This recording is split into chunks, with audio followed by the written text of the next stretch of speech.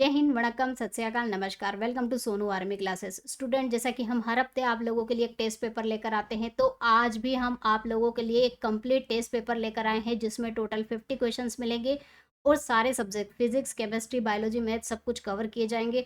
और स्टूडेंट, आज का जो टेस्ट पेपर है इसका जो लेवल है मीडियम है। इसमें क्वेश्चंस मैंने एनालिसिस के साथ आपको एक्सप्लेन किया है ताकि एक क्वेश्चन के साथ साथ उसी टाइप के अगर दूसरे क्वेश्चन भी एग्जाम में आप लोगों के लिए पूछे जाए तो आप वो भी कर सको। तो इस पेपर को कंप्लीटली सॉल्व कीजिएगा बिना किसी स्किप के। तो चलिए टेस्ट पेपर को हम सॉल्व कर लेते हैं। चलिए स्टूडेंट, तो हम नर्सिंग असिस्टेंट का जो हमारा टेस्ट पेपर है या फिर मॉक टेस्ट जिसे मान सकते हो, उसका फर्स्ट सेक्शन जो कि जनरल नॉलेज का होता है, 10 क्वेश्चन आपके एग्जाम में पूछे जाते हैं। माइनस मार्किंग का ध्यान रखिएगा, 1/4 माइनस मार्किंग है तो उसका ध्यान रखना भी ज़रूरी है। चलिए क्वेश्चन फर्स्ट का हम कर लेते हैं। राज्यपाल नियुक्त होने के लिए न्यूनतम आयु कितनी होना चाहिए? The minimum age required to be appointed as a governor is, तो वो कितनी होती है स्टूडेंट? राज्यपाल के लिए, स्पेशली गवर्नर के लिए 35 ईयर्स, 35 साल की उम्र होना ज़रूरी है। चलिए नेक्स्ट क्वेश्चन कर लेते हैं। WHO का मुख्यालय कहाँ है? Where is the head quarter of the WHO? Washington, Geneva, Paris या फिर न्यूयॉर्क? तो WHO वर्ल्ड हेल्थ ऑर्गेनाइजेशन जिसे कहा जाता है, इसका जो हेड क्वार्टर है, मुख्यालय है स्टूडेंट, वो कहाँ पर स्थित है? जिनेवा में स्थित है, जिनेवा में सिचुएटेड है। और इसकी स्थापना भी कभी कभी पूछ ली जाती है, तो इसका जो स्थापना हुई थी वो कब हुई थी? 1948 में स्टैब्लिश हुआ था WHO। सेबी का फुल फॉर्म क्या है? What is SEBI? तो सेबी स्टूडेंट क्या है? ये securities exchange board of India, securities and exchange board of India is known as SEBI. World AIDS day celebrated, विश्व एड्स दिवस कब मनाया जाता है हर साल? तो ये एवरी ईयर 1 दिसंबर को सेलिब्रेट किया जाता है, 1 दिसंबर को हर साल। चलिए नेक्स्ट क्वेश्चन है। The race of my life पुस्तक के लेखक कौन है? Who wrote the book the race of my life? तो इसको याद रखने का सबसे अच्छा तरीका ये है कि रेस से बिलोंग टू कौन से स्पोर्ट्समैन थे? तो सचिन तेंदुलकर क्रिकेट से, ये भी क्रिकेट से रिलेटेड, ये भी क्रिकेट से, बट रेस या फिर दौड़ से रिलेटेड जो खिलाड़ी थे वो कौन थे? मिल्खा सिंह। किन उपलब्धियों के लिए ग्लोबल 500 पुरस्कार प्रदान किया जाता है? For which achievement the global 500 award is given? तो ये किसके लिए प्रोवाइड किया जाता है? टू कंट्रोल पॉपुलेशन, जनसंख्या नियंत्रण करने के लिए। फॉर द इन्वायरमेंटल प्रोटेक्शन के लिए, पर्यावरण प्रतिरक्षा करने के लिए। For the campaign against terrorism, आतंकवाद के विरुद्ध अभियान चलाने के लिए। या फिर for the campaign against drug, मादक पदार्थों के विरुद्ध अभियान चलाने के लिए। तो ये किसके लिए प्रदान किया जाता है? पर्यावरण से रिलेटेड है ये award, related to the environment protection. तो इसका राइट आंसर क्या होगा? Option B. चलिए नेक्स्ट क्वेश्चन कर लेते हैं। एयरफोर्स एकेडमी स्थित है, एयरफोर्स एकेडमी इज लोकेटेड, तो एयरफोर्स एकेडमी कहाँ पर स्थित है? जहाँ पर जो पायलट्स होते हैं, ग्राउंड ड्यूटी के कैडेट्स होते हैं, इनकी ट्रेनिंग की जाती है एयरफोर्स एकेडमी में, जो कि हमारी इंडियन एयरफोर्स से रिलेटेड है, उसकी इंस्टीट्यूट है ये। तो ये कहाँ पर सिचुएटेड है स्टूडेंट? हैदराबाद में। जोजिला सुरंग जो कि जम्मू कश्मीर को किस राज्य से जोड़ती है? जोजिला सुरंग, Zoji La tunnel connect Jammu Kashmir with which state? तो कौन से स्टेट से ये कनेक्ट करती है जो जम्मू कश्मीर को? पंजाब, चंडीगढ़, लद्दाख या फिर हिमाचल प्रदेश? तो ये किसको? यूनियन टेरिटरी है जो कि लद्दाख, उसको कनेक्ट करती है विद द जम्मू कश्मीर, जम्मू कश्मीर को लद्दाख से जोड़ती है जोजिला सुरंग। चलिए नेक्स्ट क्वेश्चन कर लेते हैं। निम्नलिखित में से कौन सा एक प्रगतिशील कर है? Which among the following is a progressive text? तो इनकम टैक्स से रिलेटेड जो है क्वेश्चन एग्जाम में पूछे जाते हैं स्टूडेंट, तो आपको पढ़ के जाना है। तो यहाँ पर प्रोग्रेसिव टैक्स की बात करी है, तो सबसे पहले हम प्रोग्रेसिव टैक्स की बात कर लेते हैं कि होता क्या है। It is a tax which rate increases as a taxable income increases, जैसे आपकी इनकम इंक्रीज होती है वैसे वैसे ये टैक्स इंक्रीज होता है, इसे प्रोग्रेसिव टैक्स कहा जाता है। राशि बढ़ने पर कर की दर भी बढ़ जाती है, उसे कहा जाता है प्रगतिशील कर। तो कौन सा टाइप का जो ऐसा टैक्स है जो कि प्रोग्रेसिव है, जो कि इनकम बढ़ने पर बढ़ता है? क्या कस्टम ड्यूटी, सीमा शुल्क, या फिर डेवलपमेंट सरचार्ज, विकास अधिभार, या फिर सेल्स टैक्स, बिक्री का कर, या फिर इनकम टैक्स। तो ऑब्वियसली इनकम बढ़ती है तो इनकम टैक्स ही बढ़ेगा, तो राइट आंसर क्या हुआ, आयकर यानी कि इनकम टैक्स। चंद्रयान 3 मिशन में रोवर को कहा जाता है, the Chandrayaan 3 mission rover is known. Chandrayaan 3 में रोवर का जो यूज़ किया गया है उसका क्या नाम है। चंद्रयान 3 कंप्लीटली पढ़ के जाना है। आने वाली एग्ज़ाम्स जो है आपकी अपकमिंग एग्ज़ाम्स के लिए, करंट अफेयर के लिए Chandrayaan 3 topic is most IMP। तो इसको आपको पूरी तरह से कंप्लीटली पढ़ के जाना है, A to Z about the Chandrayaan 3। एक नया क्वेश्चन पक्का इसका एग्ज़ाम में आपका आएगा ही आएगा। तो जो रोवर भेजा गया है चंद्रयान 3 में उसका क्या नाम है, तो उसका क्या नाम है student, Pragyan.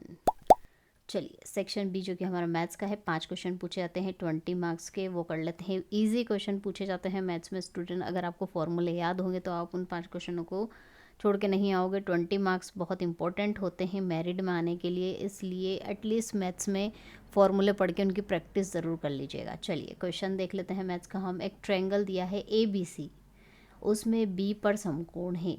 In a triangle ABC right angle at B।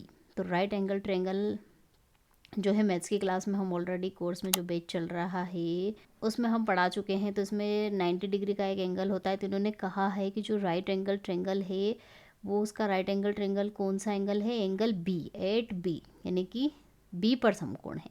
अब यहाँ पर B की वैल्यू 24 सेंटीमीटर गिवन है, दी गई है, और BC की वैल्यू जो है 7 सेंटीमीटर, 7 सेंटीमीटर गिवन है। अब इन्होंने क्या पूछा है, tan C का मान।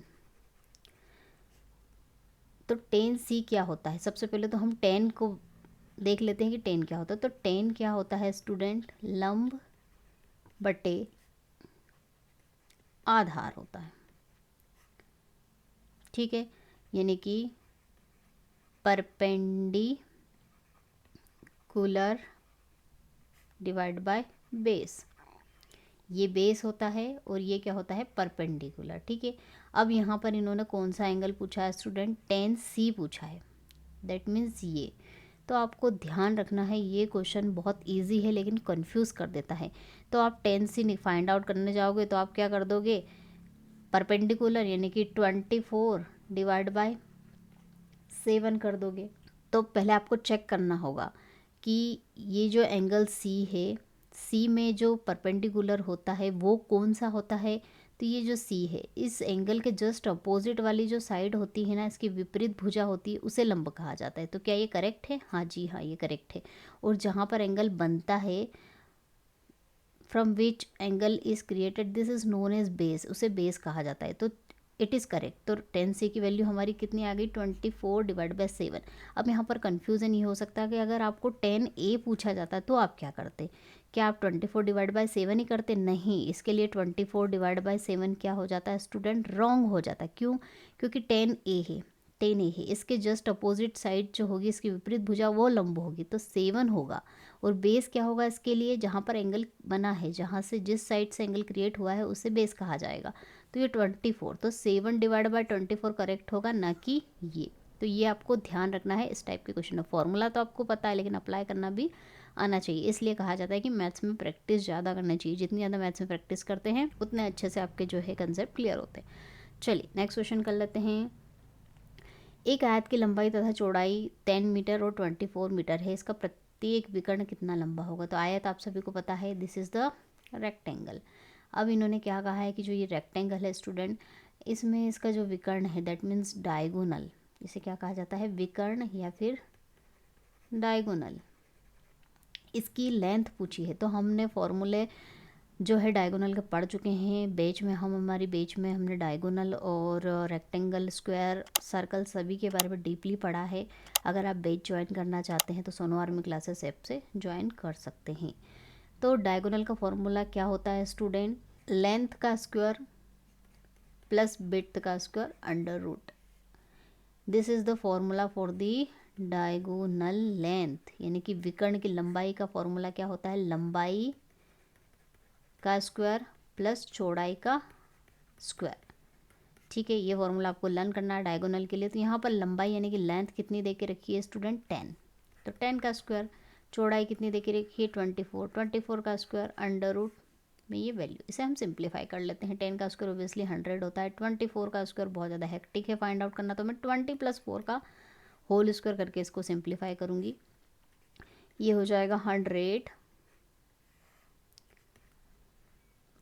20 का स्क्वायर कितना होता है 400, 4 4 ज़ा 16, a + b का होल स्क्वायर का फॉर्मूला यहाँ पर अप्लाई हो रहा है, ध्यान रखिएगा फॉर्मूले लर्न करना है। a का स्क्वायर + b का स्क्वायर + 2ab, तो यहाँ पर ये 100 एज इट इज़, और यहाँ पर हाँ ये रह गया है 2ab और करना है, a का स्क्वायर + b का स्क्वायर + 2ab, 2a 2 2 ज़ा 4 40, 40 4 ज़ा 16, 160।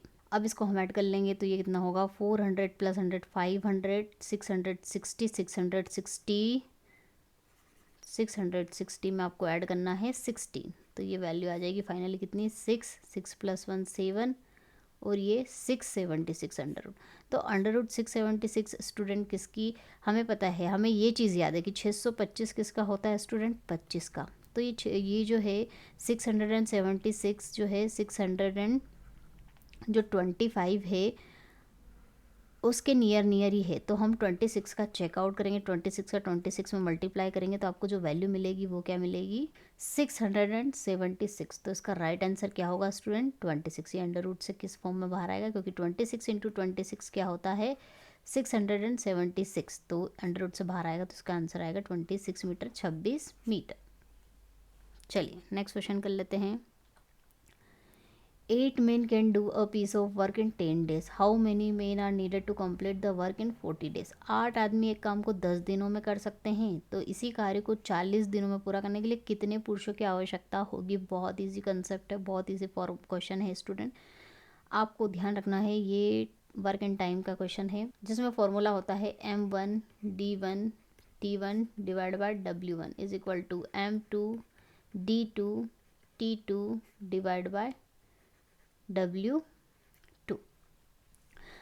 अब यहाँ पर M होता है क्या मेन, D होता है क्या डेज, T होता है क्या टाइम, और W क्या होता है वर्क होता है। तो यहाँ पर क्या क्या दिया है हम उससे कंपेयर करके अपने फॉर्मूले में वैल्यू पुटअप कर लेंगे। पर ध्यान रखिएगा ज़रूरी नहीं सारी वैल्यू आपको क्वेश्चन में गिवन हो, सारी वैल्यू ही आपको दी रखे, हो सकता है डे दिया हो, मेन दिया हो, वर्क दिया हो, टाइम ना दिया हो, टाइम दिया हो, डे ना दिया हो। तो इस तरह से जो वैल्यू आपके क्वेश्चन में गिवन है, दी गई है, उसी को ही आपको पुटअप करना। तो यहाँ मेन दिए हुए हैं क्या, हाँ पहली अगर बात हम करें, पहली लाइन में मैंने कहा है कि 8 आदमी 8 मेन, तो मेन नंबर ऑफ मेन कितने हैं, M1 की वैल्यू यहाँ पर कितनी है 8। कितने दिनों में करेंगे, D1 की वैल्यू आ गई, यहाँ पे D दे के रखा है, डेज दे के गिवन है तो 10। T1 नहीं है कोई मतलब नहीं। वर्क जो हमारा है, इन्होंने कहा है कि वर्क हमने मान लिया कि x है, x वर्क नहीं दिया तो हमने x एज्यूम कर लिया। अब यहाँ पर इन्होंने क्या पूछा है नेक्स्ट लाइन में, same as it is work, मतलब W2 की वैल्यू भी क्या होगी x होगी। कितने दिनों में, D2 की वैल्यू गिवन है स्टूडेंट आपको कितनी 40। कितने पुरुष, M2 की वैल्यू फाइंड आउट करना है, तो वैल्यू पुटअप कर दीजिए फॉर्मूले में, तो ये हो जाएगा 8 × 10 divide by x is equal to M2 पूछा है, D2 40 गिवन है, और W2 भी x है, सेम वर्क है, तो ये तो कैंसिल आउट हो जाएगा। फिर इक्वल मान लीजिए आप, x मान लीजिए, कुछ भी मान लीजिए, तो इसको सिंप्लीफाई कर लेंगे हम, तो कितना हो जाएगा 10 4 ज़ा 40 4 2 ज़ा 8। तो कितने मेन रिक्वायर्ड रहेंगे स्टूडेंट 2 मेन। तो राइट आंसर क्या होगा ऑप्शन बी। चलिए नेक्स्ट क्वेश्चन कर लेते हैं।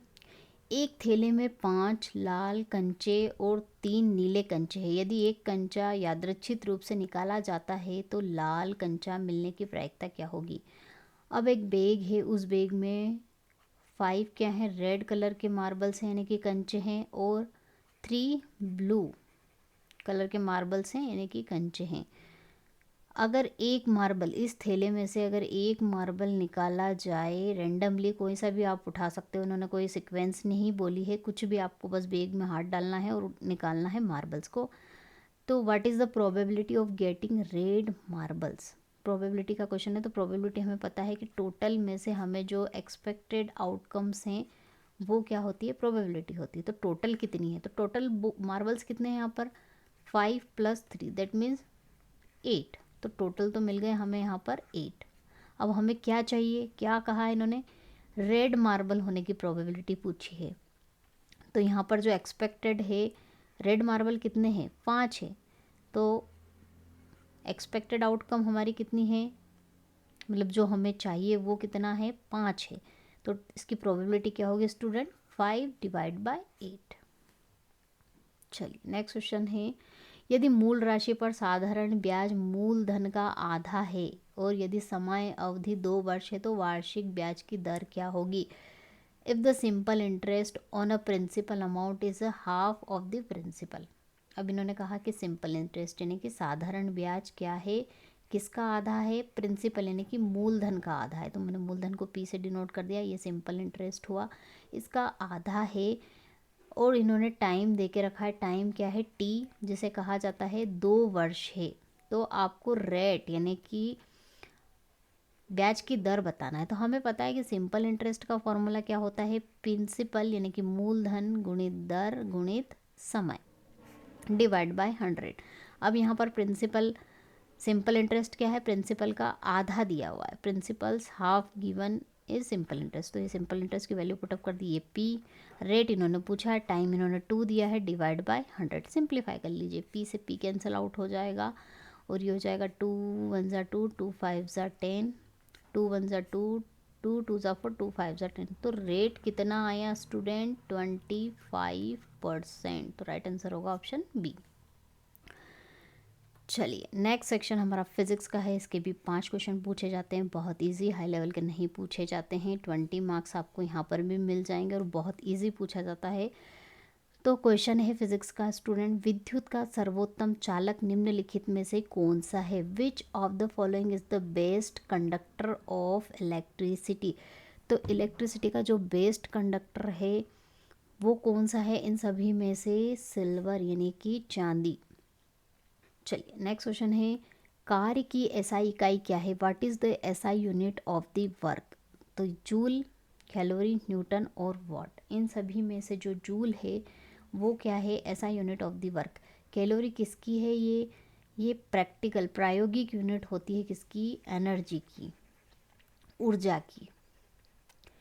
न्यूटन फोर्स की यानी कि बल की, और वॉट किसकी है, शक्ति की यानी कि पावर की। ठीक है, तो ये सभी की एसआई यूनिट आपको याद होनी चाहिए। चलिए नेक्स्ट क्वेश्चन है, जब किसी लटकते हुए दरी को डंडे से पीटा जाता है तो उसमें से धूल के कण किस कारण से निकलने लगते हैं। When a hanging carpet is beaten with a stick the dust particle start coming out of because of why. क्यों, किस नियम से ये पॉसिबल होता है, क्या न्यूटन का पहला नियम, फर्स्ट लॉ, सेकंड लॉ, दूसरा नियम, थर्ड लॉ, तीसरा नियम, या फिर conservation of momentum.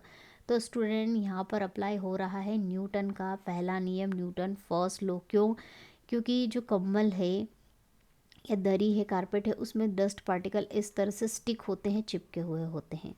That means वो रेस्ट कंडीशन में होते हैं। लेकिन कारपेट को जब आप बीट करते हो, बीटन किया जाता है, मारा जाता है डंडे से, तो कारपेट तो मूव करने लग जाता है लेकिन डस्ट पार्टिकल उन्हीं जगह पे स्थिर रहते हैं, फिक्स रहते हैं, वो मूवमेंट नहीं कर पाते हैं। न्यूटन का पहला नियम भी यही कहता है कि अगर कोई वस्तु स्थिर है तो स्थिर ही रहेगी, अगर कोई वस्तु गतिमान अवस्था में है तो गतिमान अवस्था में ही नहीं रहेगी, जब तक कि उस पर बाह्य बल ना लगाया जाए। तो क्या कहता है Newton's first law, if object is in rest position it will become in rest, और if the object is in motion it will become in motion whenever an external force is not apply on it। जब तक कि इस पर कोई external force apply नहीं किया जा सके, ये न्यूटन का फर्स्ट लॉ कहता। तो कारपेट तो मूव करने लग गई लेकिन पार्टिकल अपनी जगह पर ही फिक्स हो गए, वो मूवमेंट अचानक से नहीं कर पाए, तो इसलिए जो है डस्ट पार्टिकल कारपेट से सेपरेट हो जाते हैं, अलग हो जाते हैं। तो उसका राइट आंसर क्या हुआ, न्यूटन्स फर्स्ट लॉ।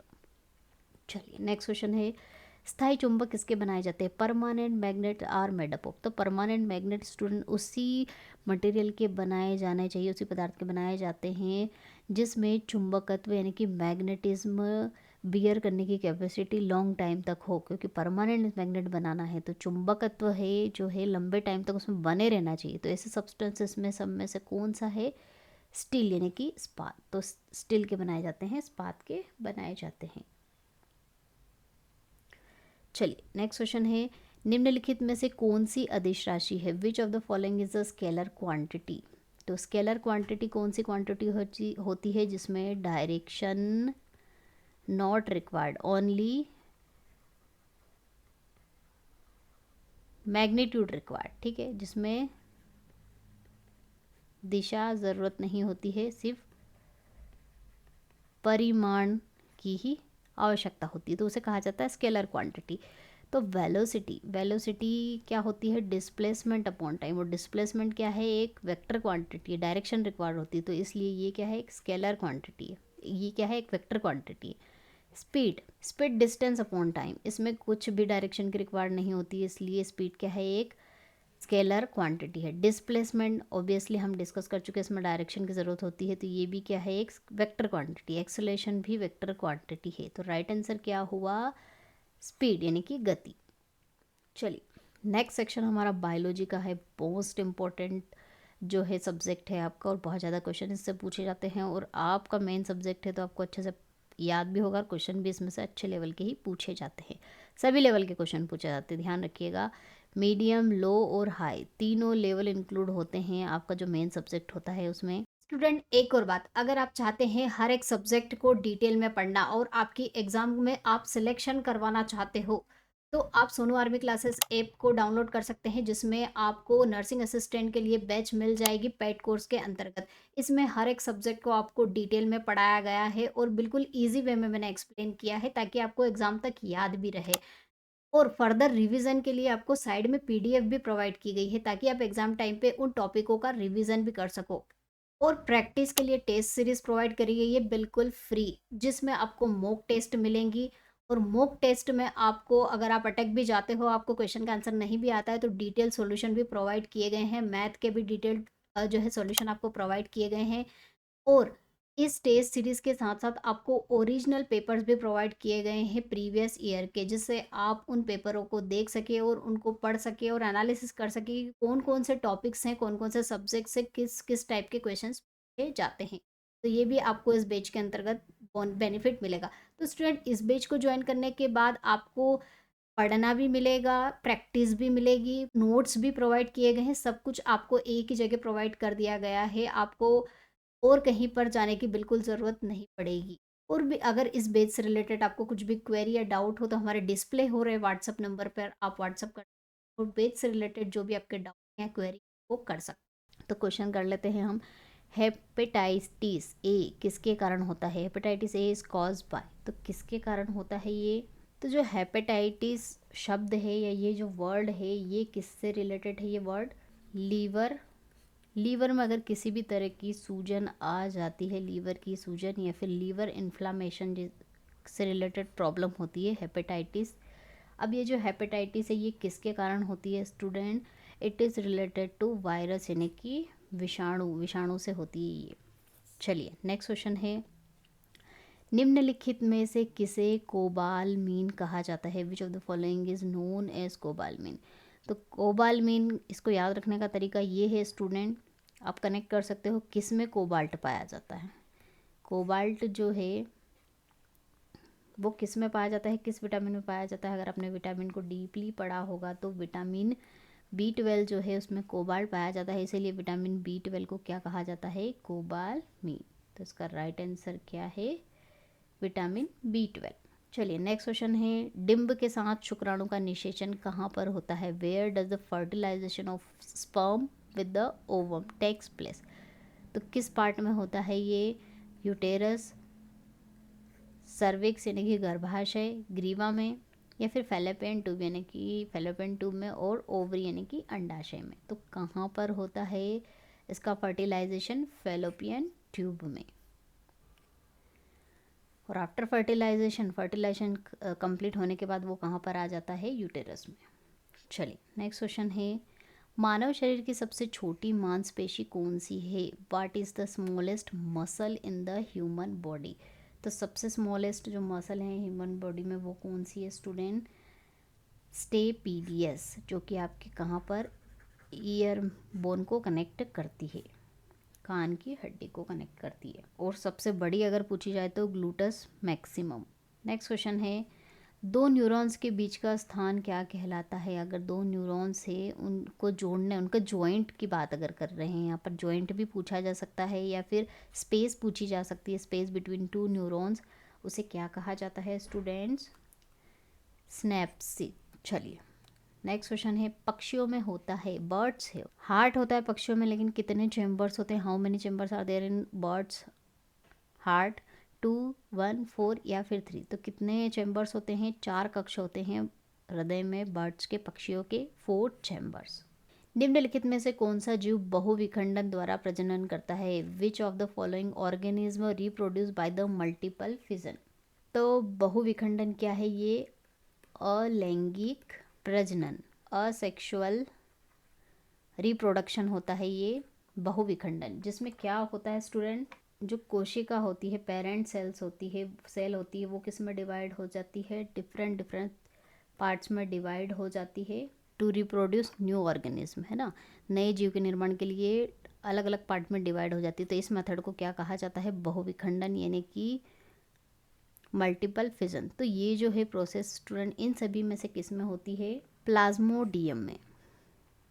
चलिए नेक्स्ट क्वेश्चन है, निम्न कोशिका अंगों में से किसे कोशिका की आत्मघाती थैली यानी कि सुसाइडल बैग कहा जाता है? Which of the following cell organelles is called suicidal bag of the cell? तो किसे कहा जाता है suicidal bag of the cell? Golgi body, chloroplast, mitochondria या लाइसोसोम? किसे कहा जाएगा स्टूडेंट? लाइसोसोम को। और क्यों कहा जाता है? क्योंकि इसमें ऐसे एंजाइम्स होते हैं, ऐसे एंजाइम्स प्रेजेंस होते हैं जो कि क्या करते हैं?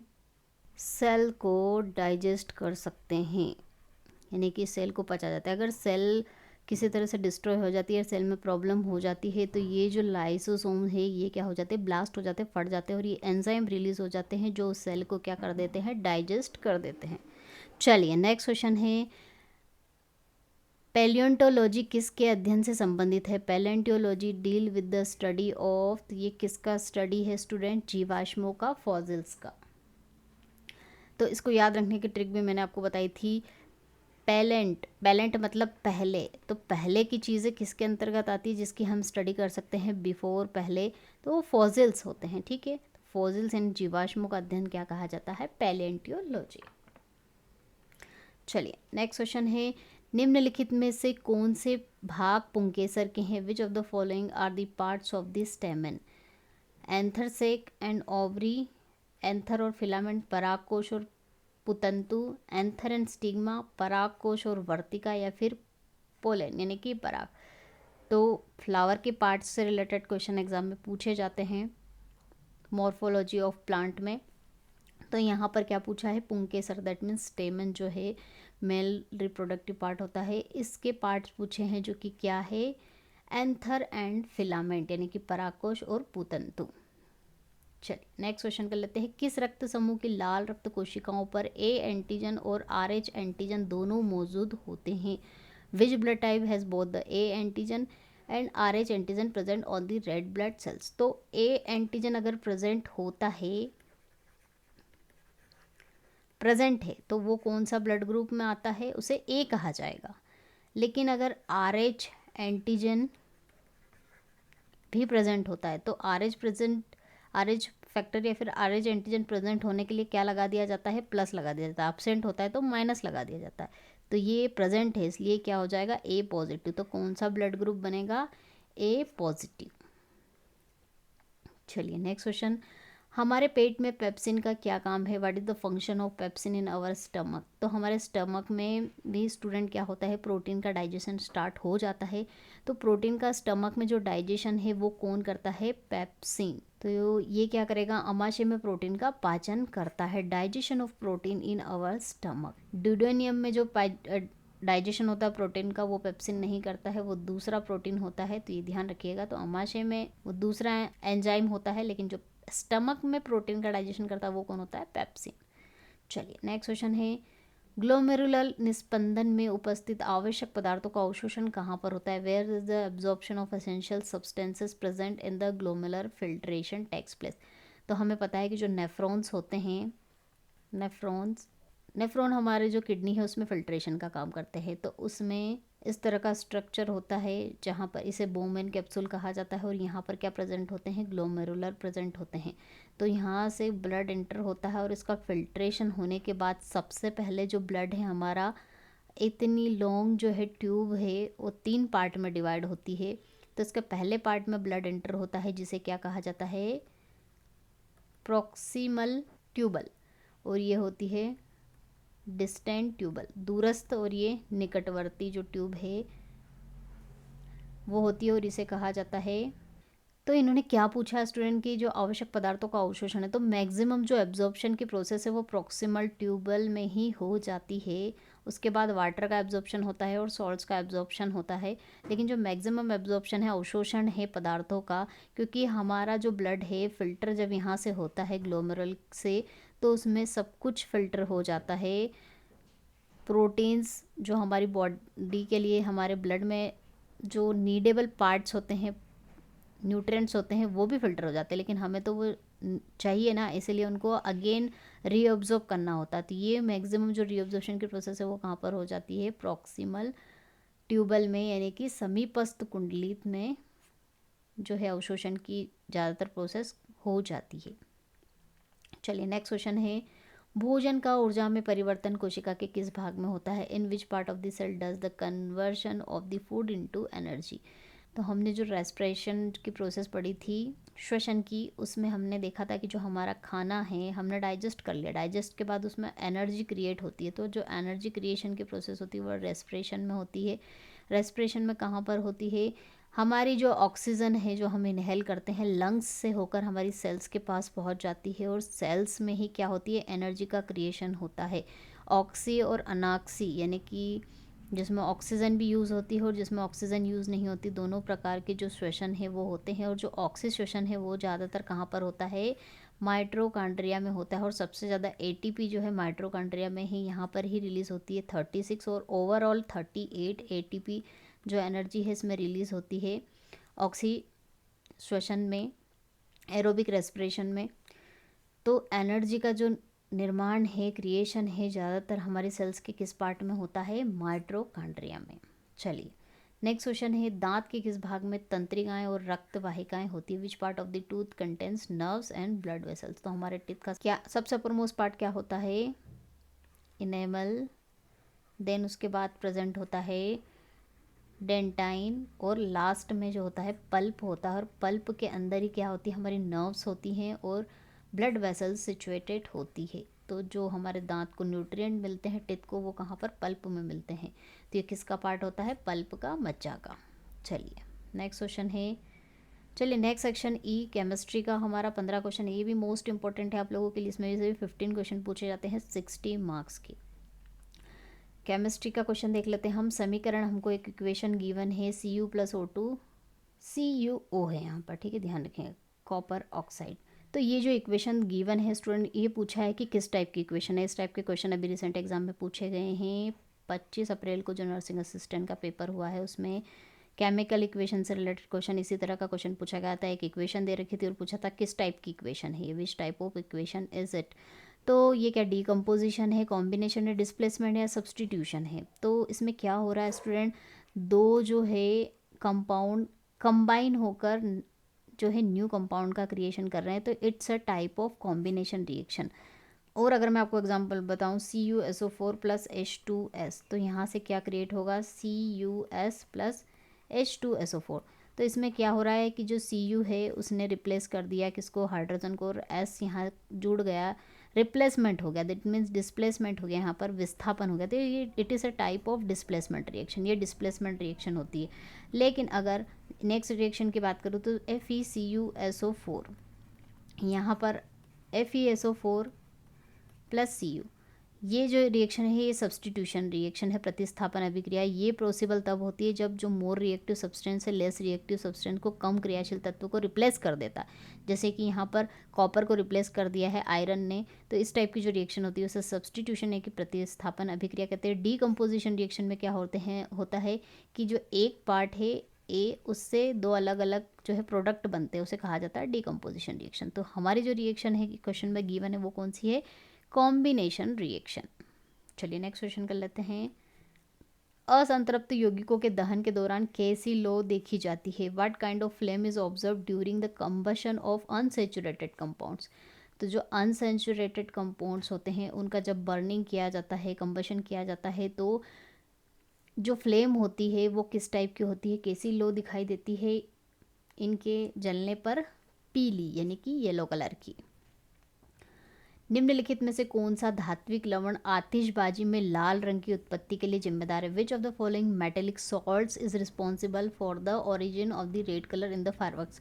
तो जब आप पटाखे फोड़ते हो और आसमान में आपको डिफरेंट डिफरेंट कलर्स दिखाई देते हैं, तो अलग अलग कलर के लिए अलग अलग जो मेटेलिक सॉल्ट है वो रिस्पॉन्सिबल होते हैं, अलग अलग रंगों के लिए अलग अलग धात्विक लवण जिम्मेदार होते हैं। तो किसके लिए कौन सा होता है मैं आपको बता देती हूँ। तो कैल्शियम जो है, कैल्शियम सॉल्ट जो है वो किसके लिए? ऑरेंज कलर, नारंगी कलर के लिए। स्ट्रॉन्सियम जो है वो किसके लिए? रेड यानी कि लाल कलर के लिए। और सोडियम जो है येलो कलर के लिए यानी कि पीली लो के लिए रिस्पॉन्सिबल होता है। और कॉपर जो है वो ब्लू कलर देता है फायरवर्क्स में।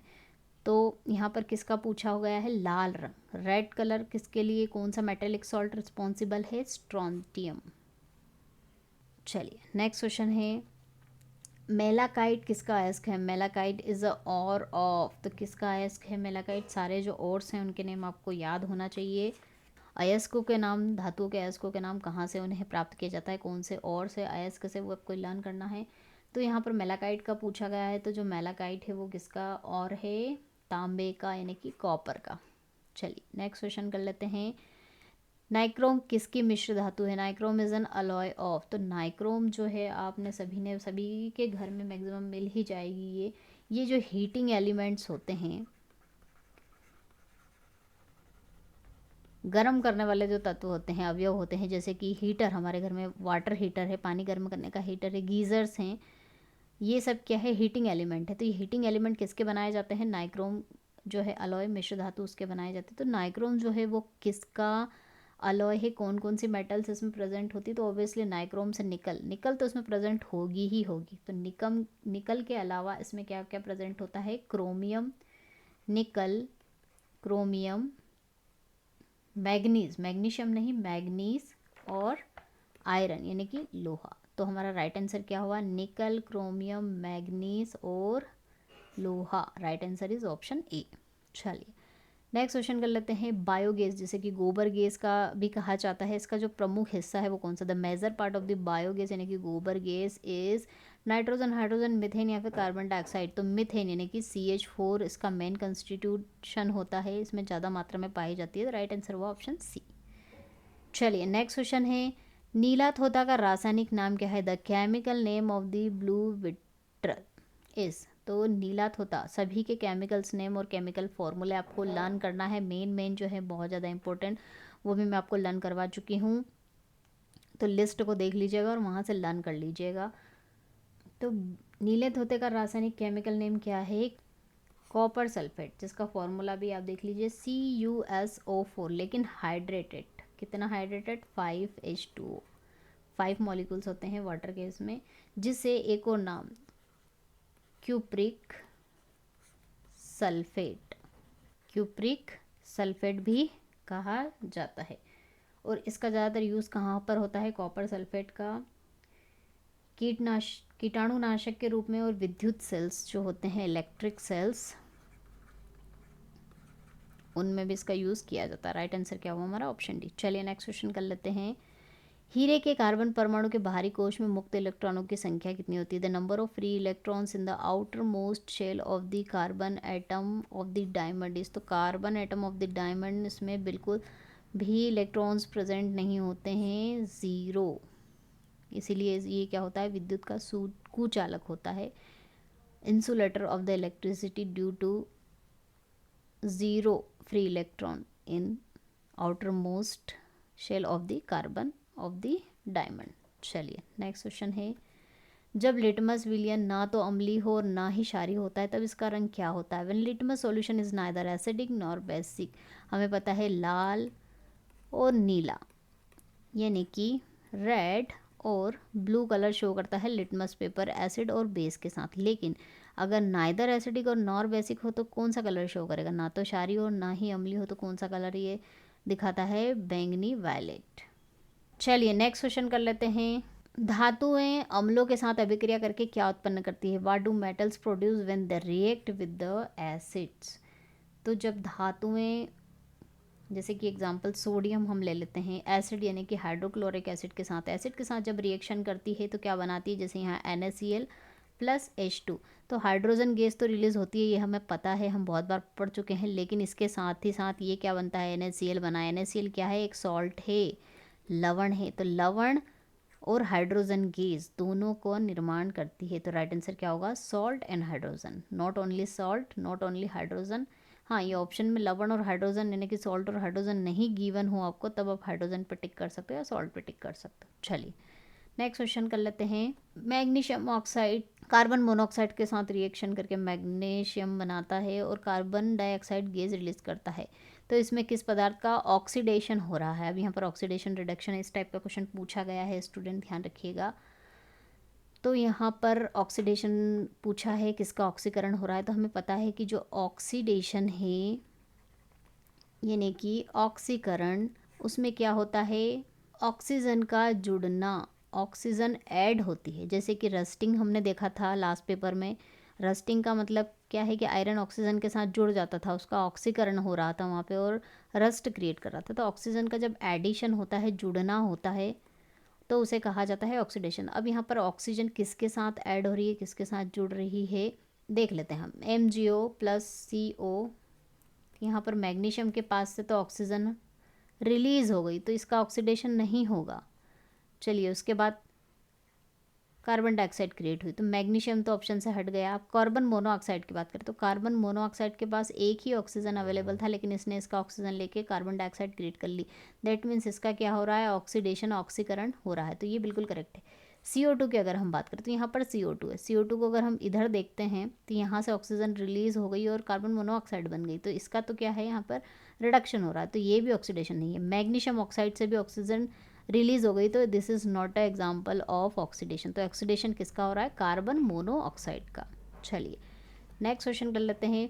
प्रोटियम में कितने न्यूट्रॉन्स होते हैं? How many neutrons are in protium? तो प्रोटियम में कितने न्यूट्रॉन्स होंगे? Protium is an isotope of hydrogen 1h1 1h2 1h3। तो ये है प्रोटियम, ये ड्यूटेरियम। तो प्रोटियम का पूछा है, तो ये वाला क्या होता है? प्रोटियम होता है। तो इसमें कितने नंबर ऑफ न्यूट्रॉन्स होते हैं? नंबर ऑफ न्यूट्रॉन्स अगर आपको निकालना है, ऊपर वाले नंबर में से नंबर ऑफ मास नंबर में से नंबर ऑफ जो इलेक्ट्रॉन्स है या प्रोटॉन्स है उसको माइनस कर देना। तो 1 - 1 कितना हो जाएगा? 0।